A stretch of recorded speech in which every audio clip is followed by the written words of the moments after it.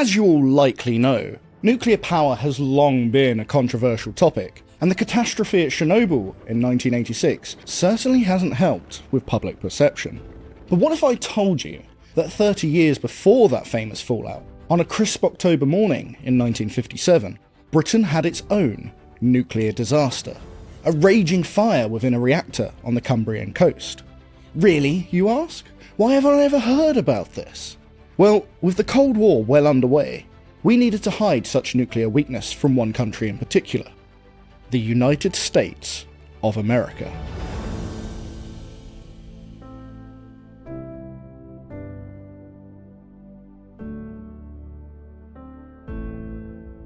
Before we plunge into the depths of this atomic mishap, we must turn the page back to 1945, when the world has just witnessed the devastating power of atomic weapons at Hiroshima and Nagasaki.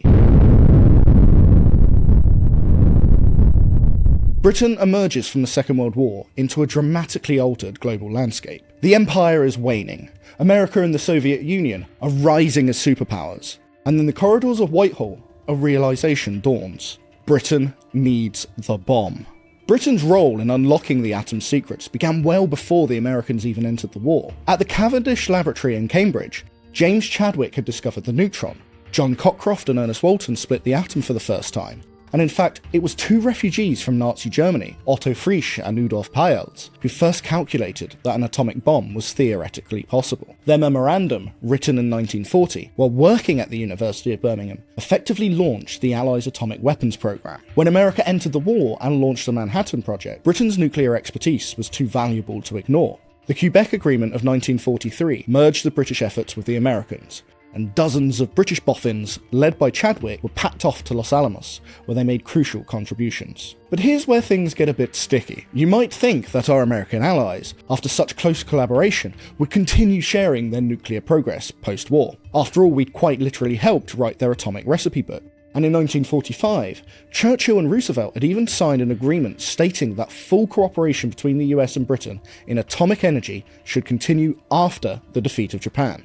But in 1946, with the election of Harry Truman, the United States Congress somehow lost that agreement and instead passed the McMahon Act, effectively slamming the atomic door in Britain's face. British scientists were even denied access to the papers they had written. Special relationship? Well, not so special when it came to returning favours, it seems. Prime Minister Clement Attlee, facing this new reality of the potential return of American isolationism and the loss of Britain's great power status, had a decision to make. In a cabinet meeting so secret that no minutes were taken, he authorised the creation of Britain's atomic weapons programme. The location chosen for this momentous endeavour, a former Royal Ordnance factory in Cumberland, soon to be known as Windscale. On a remote stretch of the Cumbrian coast, where the Irish Sea meets the rugged shoreline, lies the perfect spot to build something you'd rather keep quiet about. The local residents were told they were getting an atomic energy project, which, while technically true, is rather like describing a tiger as just a cat. The important part of the facility, the bit where our story takes place, is the two massive concrete piles, each looking rather like an oversized filing cabinet had mated with a chimney. These were topped with filters designed by a chap named Cockcroft, the same man who'd split the atom in the 1930s. His insistence on adding these filters was seen as overcautious at the time, and they added significantly to the construction time, earning them the nickname Cockcroft's Follies. But remember those filters, they're going to become rather important later in our story.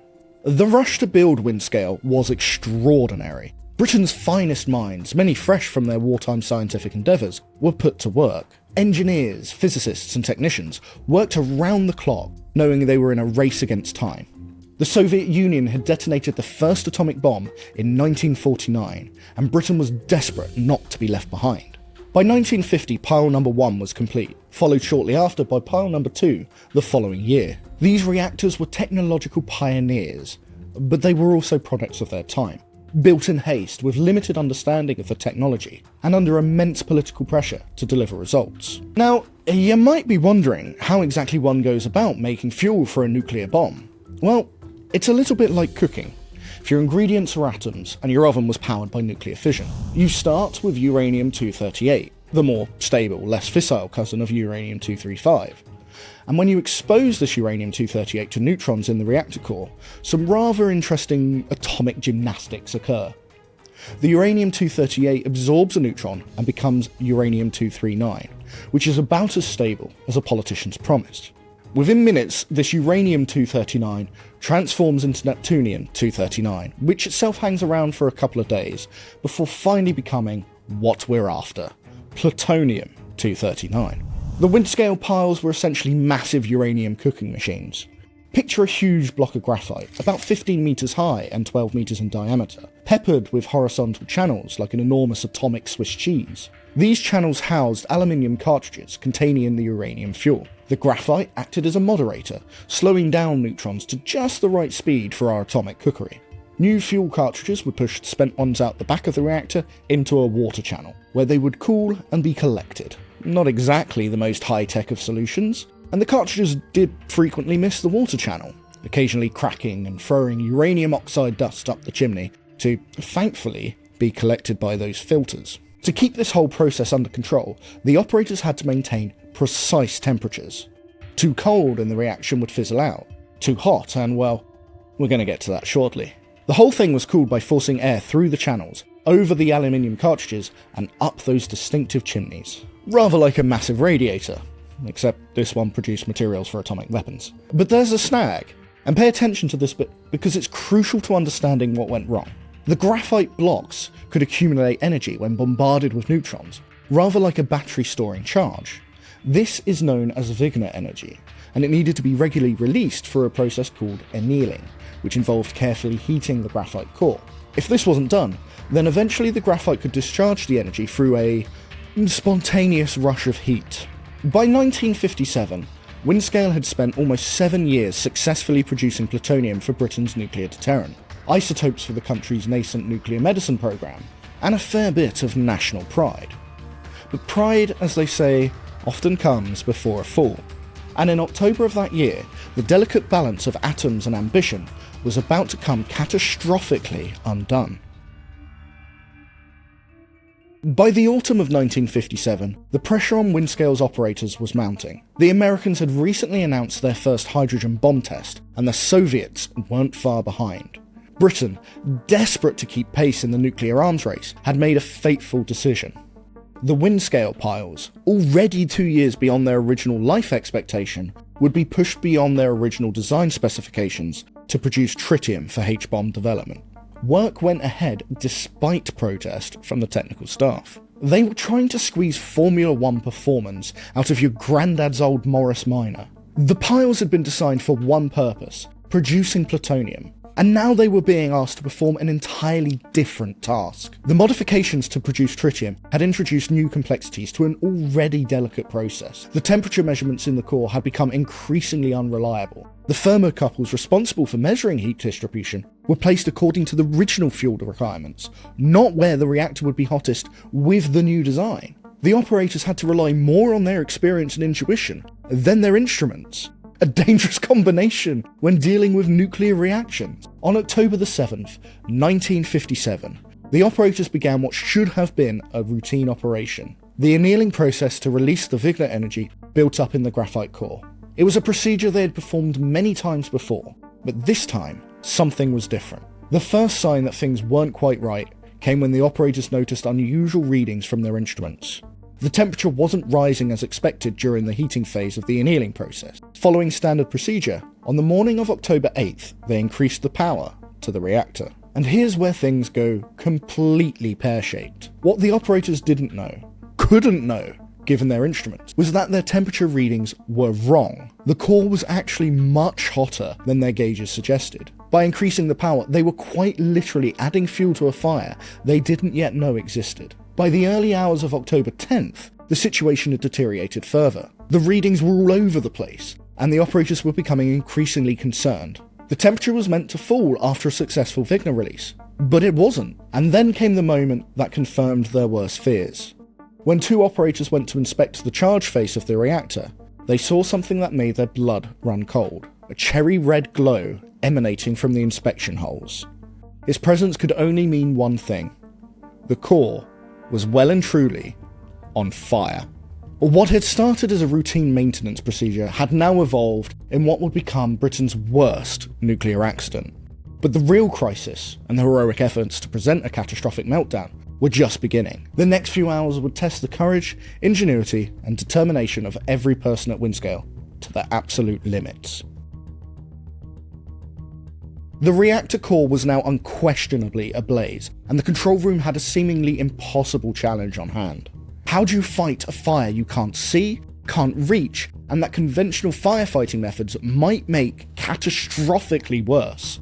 Reactor manager Tom Tuohy had been at home when he received the call that the reactor was on fire. Rushing to the site, upon arrival he donned protective gear, but he removed his radiation exposure badge, making it impossible to know if he had exceeded permitted radiation doses. He climbed the 80-foot ladder to the top of the pile to look down into the discharge face of the reactor and confirm the fire. The heat was so intense that even at that distance, he could only look for a few seconds at a time. And he would do this several times throughout the disaster. The first attempt to extinguish the blaze was to try and blow the fire out by running the fans at maximum, but this only fed oxygen to the fire. A fire break had already been made by ejecting some of the undamaged fuel cartridges, and now it was suggested to try and hammer the damaged ones through the reactor and into the cooling pond behind. But this proved impossible, and the scaffolding poles they were slamming against the cartridges were withdrawn white hot.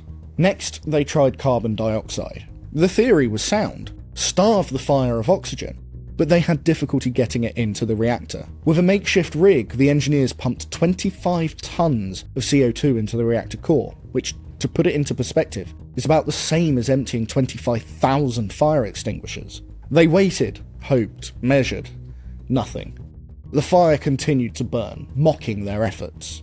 The situation was becoming desperate. If the fire couldn't be controlled, they risked a catastrophic meltdown that could contaminate much of northern England. And then came what must have seemed like madness to everyone present. Tuohy ordered water to be pumped into the reactor. Now, this isn't like a standard fire. The risk here was enormous. If the water hit the molten fuel elements, it could trigger a hydrogen explosion that would then shower the countryside with radioactive debris. But they were out of options. The concrete shield around the reactor was in danger of collapsing under the heat. Tuohy would later say, "We were fighting blind, but we had to do something." Fire hoses were connected, and water began flowing into the inferno. The next few minutes must have felt the longest in Windscale's history. Would the water cause an explosion? Would it make things worse? Would it work at all? Tuohy himself once again climbed atop the reactor shielding to listen for any signs of a hydrogen reaction. Thankfully, the temperature gauges told the story first. The numbers began to fall. Slowly at first, then more rapidly.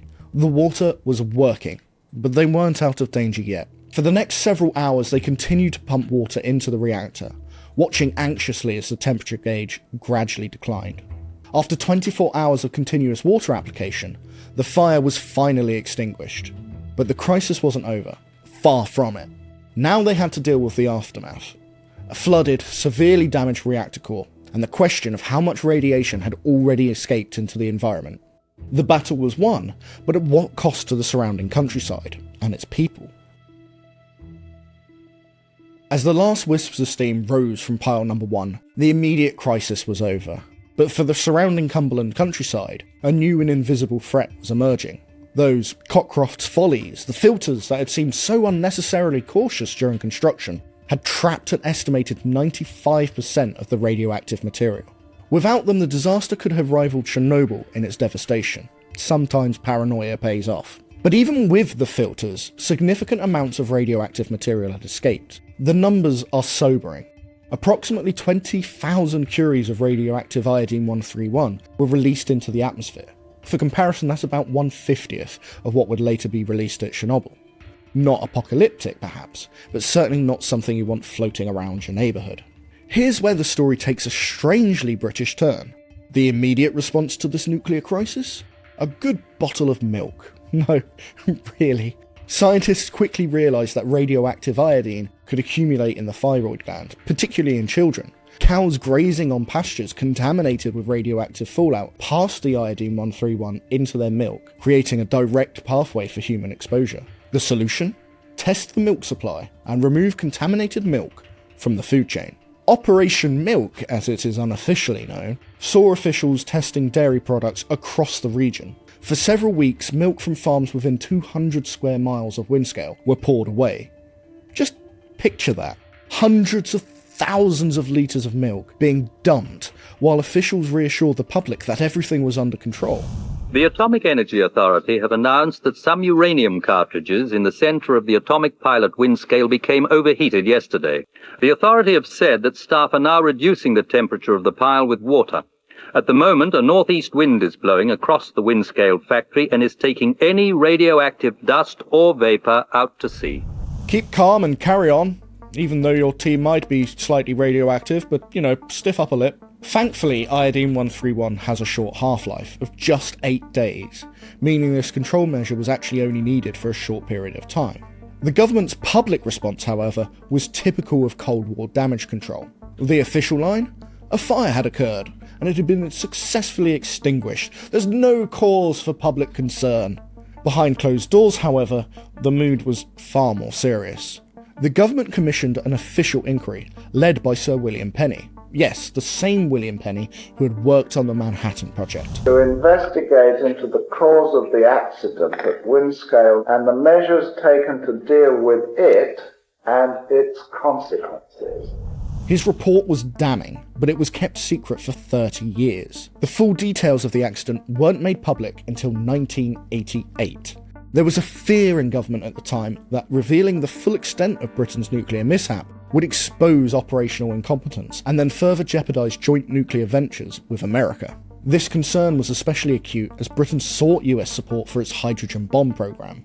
Talk about playing your cards close to your chest. The report revealed multiple failures in the design of the reactor, in the training of operators, in the understanding of nuclear physics itself, and in the management of the facility.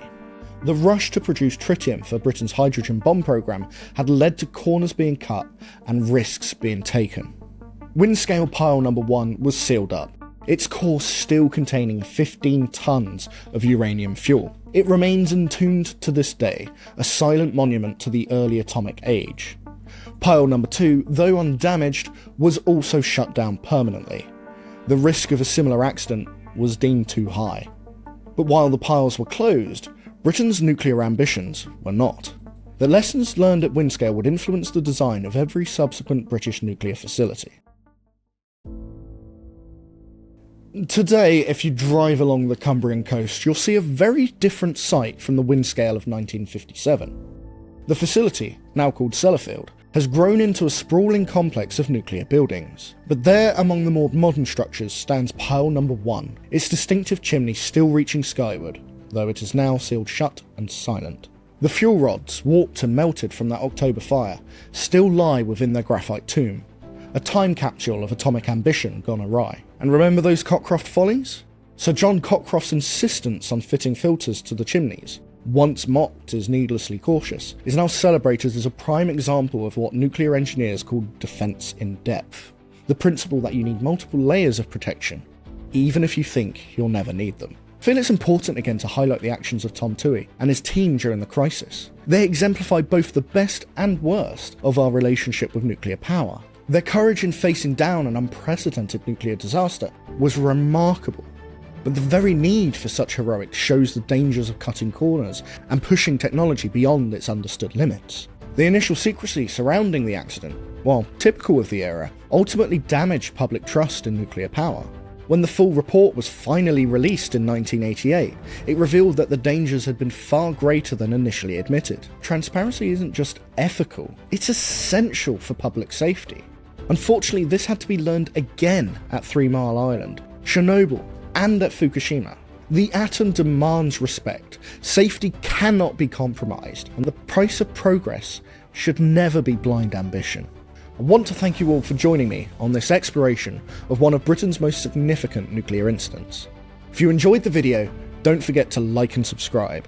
Until we cross paths again, my friends, goodbye.